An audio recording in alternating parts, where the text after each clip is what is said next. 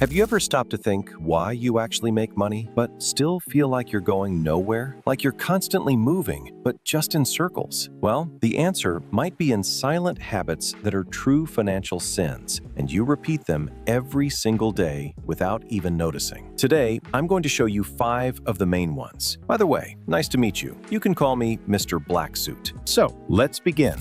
Sin number 1, impulsive and unnecessary purchases. You work, you stress, you solve problems, and in the end you think, I deserve this. After all, this is what I'm going through all this struggle for. It starts small, but quickly turns into a pattern that slowly eats away at your hard-earned money. It's like you have a bucket that's constantly being filled with money, but every time you buy something you don't need, like a new subscription or something in installments, it's like you're poking small holes in that bucket. Holes that make the money drain faster than it fills. It's not always a lack of money. Sometimes it's just your impulsiveness sabotaging you because you want to prove to yourself, and sometimes to others, that you're moving forward in life. So from now on, every time you're about to buy something expensive that isn't a basic necessity, question its real purpose. Will it actually solve a problem in your life or just give you temporary satisfaction? Before buying, wait a few hours. Give yourself time to reflect and figure out whether you're acting out of impulse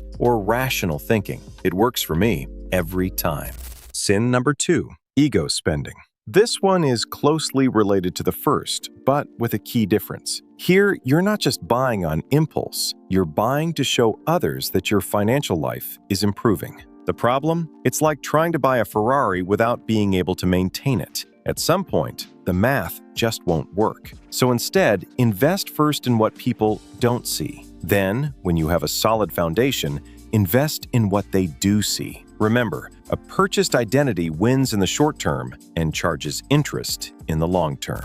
Sin number 3, no emergency funds. Imagine you're calmly driving to work and suddenly your car starts smoking. Luckily, you find a repair shop nearby and manage to get there in time. A few minutes later, the mechanic comes back with bad news. Some parts are damaged, and you don't have the money saved to fix it. That night, you can't even sleep, trying to decide whether to take a loan or split the payment on your credit card, which will just turn into a snowball of interest. As I like to say, stuff happens. That's why having a financial safety net is extremely important, not just for your wallet, but for your peace of mind. It doesn't matter if you start small, just start and build a reserve that can at least cover a few months of your basic expenses.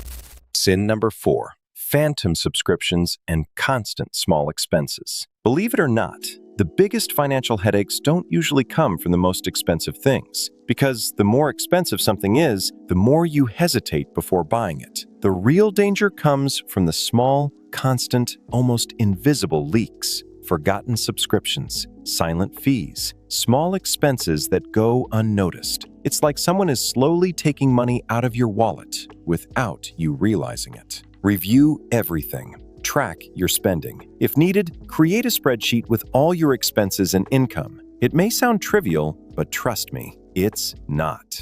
Sin number 5, has no other sources of income. This one is extremely common. Most people settle once they get a job that allows them to live a somewhat decent life. If we lived in a perfect world, that wouldn't be a problem, but we don't. You've probably heard of something called inflation. I won't go too deep into it now, maybe in another video, but it's basically the loss of purchasing power over time. It's a global phenomenon and pretty much unavoidable, which means you need to earn more and more money just to maintain the same lifestyle. Because in most jobs, salary increases don't even keep up with inflation. That's exactly why adults today seem to achieve less than previous generations. And that's why you need to constantly invest and develop new sources of income, especially scalable ones that allow you to reach more people. The more income streams you have, the less you'll suffer from inflation.